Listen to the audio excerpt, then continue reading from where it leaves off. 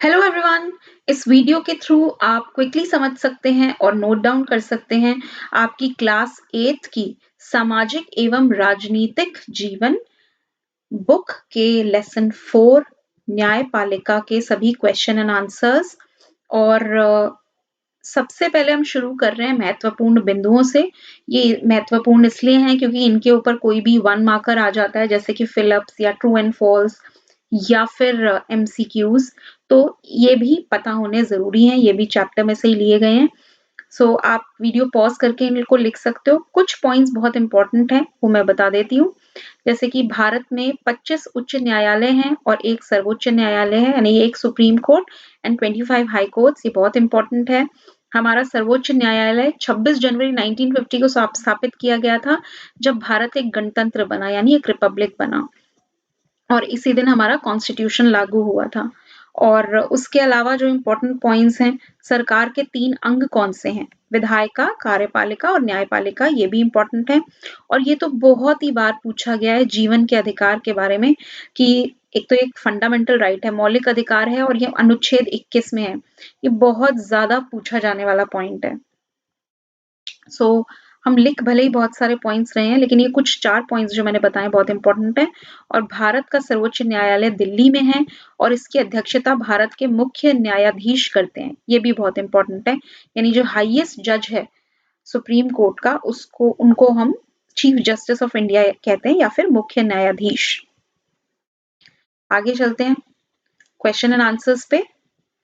अब पहला क्वेश्चन है, एक स्वतंत्र न्यायपालिका क्या है और न्यायपालिका की स्वतंत्रता का महत्व क्या है? तो न्यायपालिका की स्वतंत्रता का मतलब है कि ये विधायिका या कार्यपालिका के नियंत्रण में नहीं है। न्यायाधीशों की नियुक्ति जो है वो सरकार के बहुत कम हस्तक्षेप से होती है। और ये सब महत्वपूर्ण इसलिए है ताकि सरकार सत्ता का दुरुपयोग ना कर सके, नागरिकों के मौलिक अधिकारों का हनन ना कर सके।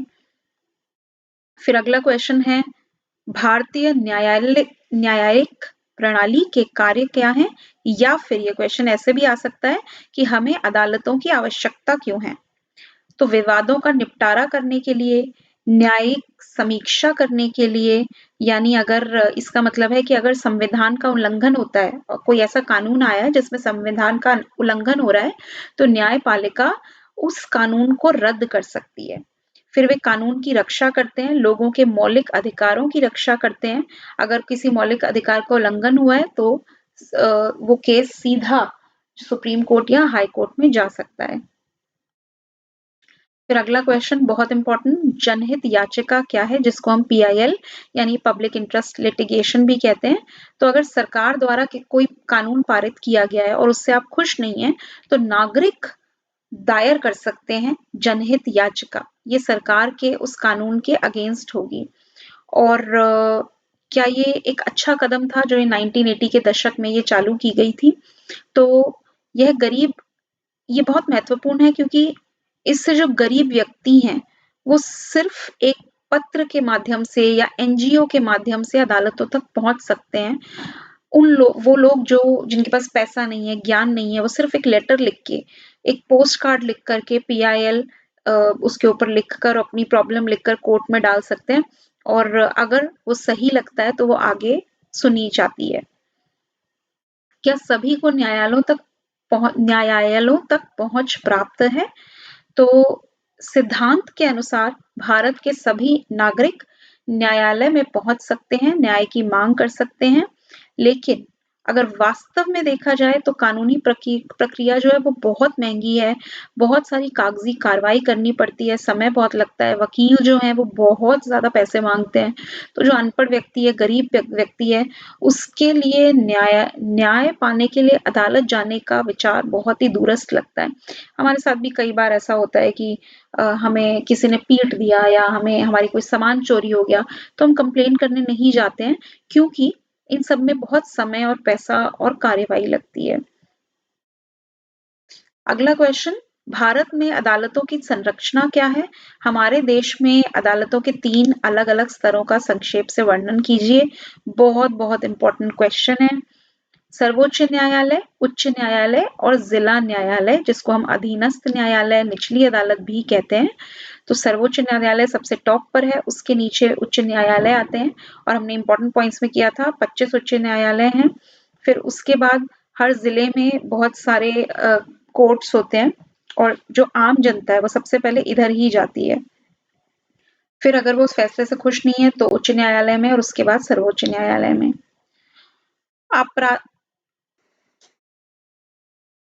आपराधिक कानून या फौजदारी कानून और दीवानी कानून के बीच में अंतर बताना है, यानी कि criminal law and civil law. फौजदारी मतलब क्रिमिनल लॉ है और ये सिविल लॉ है। तो जैसा कि नाम से ही पता चल रहा है कि जिस भी कानून को जो भी ऐसे आपने कोई काम किया है जिसको कानून ने अपराध माना है, वो ये वाली कोर्ट डील करेगी। और अगर सिर्फ अधिकार का उल्लंघन हुआ है लेकिन उसमें कोई कानून ब्रेक नहीं हुआ है, कोई कानून तोड़ा नहीं गया है, तो वो दीवानी अदालत जो है वो उस मामले को देखती है। उदाहरण देखते हैं, जैसे चोरी करना एक अपराध है, हत्या करना, दहेज लेने के लिए महिला को परेशान करना, ये सब फौजदारी कानून के अंडर आते हैं। फौजदारी अदालत इसको देखेगी। और अगर भूमि की बिक्री से रिलेटेड कोई मसला है, माल की खरीद में आपका कोई झगड़ा हो गया लेकिन कोई कानून नहीं तोड़ा गया है, अब किसी को डिवोर्स लेना है तो डिवोर्स में एक दूसरे को परेशान नहीं किया गया है, तो तलाक लेने के लिए वो दीवानी कानून के तहत उसमें जाएंगे। अडॉप्शन के मामले भी इसमें जाते हैं। कानून ना टूटा हुआ हो तो वो दीवानी अदालत के द्वारा डील किया जाता है। अब जो फौजदारी कानून है, इसमें क्या होता है कि सबसे पहले आप पुलिस के पास जाते हैं, एक एफआईआर दर्ज कराते हैं और पुलिस उसके बाद देखती है कि क्या चीज़ है और उसके बाद पुलिस अदालत में जाके मामला दायर करती है। और दीवानी कानून के तहत जो भी प्रभावित पक्ष है, यानी जो परेशान है, वो जाके न्यायालय में सीधा केस लॉन्च कर देता है, केस दायर करा देता है। और सजा के मामले में जब फौजदारी कानून के अंडर जब आप दोषी पाए जाते हैं, तो आपको जेल भेज दिया जाता है, जुर्माना लगा दिया जाता है।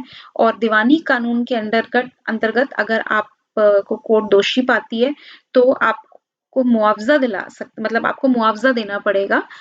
या फिर जैसे तलाक मांगा है आपने और सब कुछ ठीक है, तो कोर्ट सीधा आपको तलाक दे देगी, दिलवा देगी मतलब। तो इसमें ये फर्क है।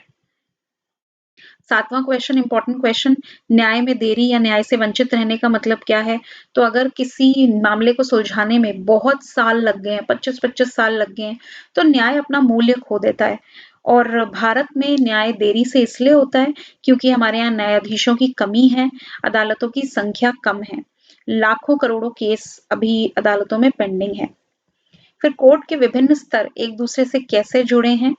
जो उच्च न्यायालय जो भी निर्णय लेता है, वो निचली अदालत पे बाध्यकारी है। मतलब सुप्रीम कोर्ट का जो भी फैसला होगा वो हाई कोर्ट को या लो कोर्ट को मानना पड़ेगा। अगर आप लो कोर्ट के फैसले से खुश नहीं है, लोअर कोर्ट के फैसले से, तो आप हाई कोर्ट में अपील करेंगे। फिर वहां के फैसले से खुश नहीं है, तो आप सुप्रीम कोर्ट में अपील करेंगे। इसको अपील करना कहते हैं। तो हर कोर्ट दूसरी कोर्ट से इस तरीके से जुड़ा हुआ है कि आप निचली अदालत के फैसले से खुश नहीं है, तो आप ऊपरी अदालत में जाके अपील कर सकते हैं। और ये आपके लिए गतिविधि है जो आप एक कलर्ड A4 साइज शीट पे करेंगे। दिल्ली में जो जिला अदालतें हैं, आपको उनके नाम खोजने हैं और लिखने हैं, यानी जो लोअर कोर्ट्स हैं जिनको हम डिस्ट्रिक्ट कोर्ट्स भी कहते हैं, आपको उनके नाम खोजने हैं और लिखने हैं। तो एक सैंपल के लिए आपको दे दिया गया है कड़कर डूमा अदालत, ठीक है। आपको इसमें दिल्ली हाई कोर्ट नहीं लिखना है क्योंकि आपको जिला जिला अदालतों के नाम लिखने हैं। सो वीडियो पसंद आया हो तो शेयर जरूर करें, लाइक जरूर करें और कोई दिक्कत हो तो कमेंट सेक्शन में मुझे बताएं। So thank you so much.